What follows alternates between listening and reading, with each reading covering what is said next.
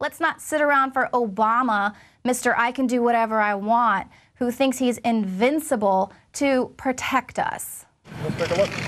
Real quick. I'm sure I'm not supposed to, but sorry, we're breaking protocol here. You're always the president. That's all right. That's the good thing about being president. I can do whatever I want. Seems Obama is always breaking protocol to suit his own needs.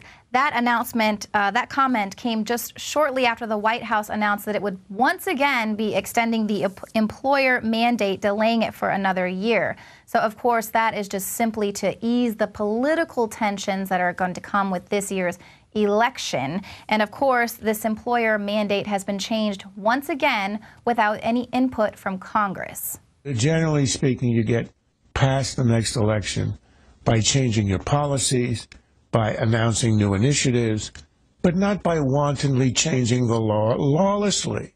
I mean, this is stuff that you do in a banana republic. Krauthammer went on to say that it's now reached a point where this lawlessness is so endemic that nobody even notices or complains. That's why Obama just struts around and casually gloats about doing whatever he wants to do because he's the president. Now, Krauthammer says that these are not adjustments or transitions. These are political decisions meant to minimize the impact leading up to an election. It's changing the law in a way that he is not allowed to do. But obviously, Krauthammer didn't get the memo because Obama does what he wants. He does what he wants to do, even if it is against the law. And no one's going to stop him, apparently. So is it any wonder why government agencies also just do whatever they want to do without any regard to the law of the land, the Constitution? Here we have a Muslim woman who finally knows after 7 years why she was put on the no-fly list. It's because an FBI agent checked the wrong box. That's right. He was filling out a terrorism form, and he checked the wrong box that labeled this wheelchair-bound Stanford University scholar as a terrorist. She was cuffed, detained, and denied a flight from San Francisco to Hawaii in 2004. And after 7 years of litigation, 2 trips to a federal appeals court, and $3.8 million worth of lawyer time, we now know that instead of admitting to the error, high-ranking President Barack Obama administration officials spent years covering it up, asserting the so-called state secrets privilege.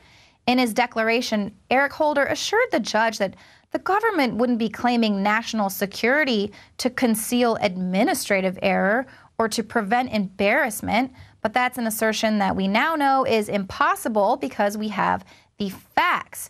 Now, the Department of Justice says that for a person to know if they are on the no-fly list would harm national security. But see, this is what the issue is. Innocent people are being targeted and tagged as terrorists because some idiot can't check a box. And we're just supposed to allow these people to just run amok and mess with our freedoms in the name of safety and national security, and then they never have to check themselves and they just cover up all their mistakes. Now they're still they're busted because they've been trying to cover up the bin Laden raid. And here the Pentagon is desperate to keep these images out of the public domain, and they've been caught. The Department of Defense gave an order to destroy bin Laden death photos hours after a FOIA request. Judicial Watch they were the group that filed that initial FOIA request. They published an email that was released to them by the Department of Defense. And it says that one particular item that I want to emphasize is photos, particularly UBL's remains. At this point, all photos should have been turned over to the CIA. If you still have them, destroy them immediately or get them to the redacted. So according to Judicial Watch, the email is a smoking gun, and it reveals both contempt for the rule of law and the American people's right to know. So why is the Pentagon so desperate? Is it because the images are fake? Do the wounds not corroborate with the official narrative surrounding that Navy SEAL raid on the compound? Are they dated from previous years? Well, last year, Pulitzer Prize-winning journalist Seymour Hersh said that the whole incident was just one big lie and not one word of the Obama administration's narrative on what happened was true. And obviously we have other questions that persist, such as why the narrative and the timeline of the raid has changed multiple times, why the White House claimed that those Situation Room photos where Obama was watching the raid live, but now we know there was a blackout on the feed. Why the neighbors in the immediate area said they had never seen bin Laden. There was no evidence that he was actually ever at the compound. And then, of course, that convenient buried at sea story, that was the reason why no one ever saw the body, because they buried him at sea, even though it turns out that that wasn't an actual custom that was meant to do. So there's so many questions, and it's all just a bunch of lies to brainwash you into accepting whatever sort of reality it is that they want people to perceive. That's the perception deception. David Icke was on the Alex Jones show today talking about his new book, The Perception Deception. I really highly recommend you watch that Alex Jones, that portion of the show. It's up at the Infowars.com site. But it is just amazing. He really breaks down how they are trying to manipulate your mind, manipulate information for this massive mind programming, perception programming for the system to have their way. And that's why they just lie and they tell you whatever they want to say, and the mainstream media will just pump it out. And if you don't do any digging of your own, then you are going to just fall in line with this perception programming, and they're going to get away with murder as they did in Benghazi. And now it's coming out that the White House, a new report that's going to be put out on Tuesday, it's being released by the House Armed Services Committee. They are faulting the White House for security lapses in that Benghazi attack. I mean, they're just continually being proven to be completely useless.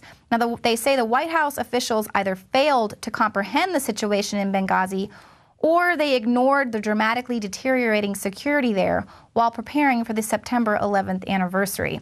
Well, we already know that they lied about the attack for weeks following, so it's no surprise that just as they covered up their mistake for checking the wrong box on the TSA no-fly list, that they would also cover up their mistakes when innocent people are killed, especially when they need to just push that story to the side so that Obama can win re-election. That would have been very inconvenient if that had all come out prior to the election.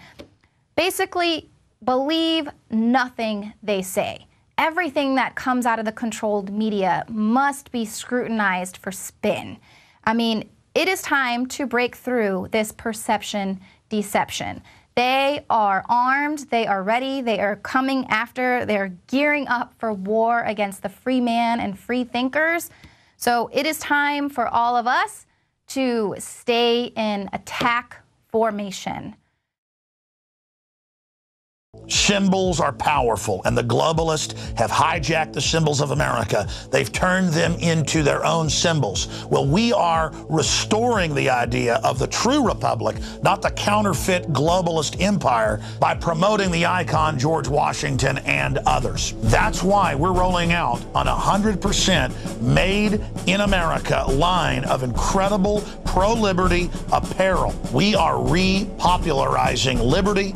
We are helping fellow Americans rediscover what made this country great. We are the spirit of 1776. We are 1776 worldwide. We are all brothers and sisters in arms in the animating contest of liberty in the long march towards humanity's ultimate destiny of freedom. Visit madein1776.com today and vote with your dollars to promote truly made in America, high-quality products, and promote the ideals of liberty.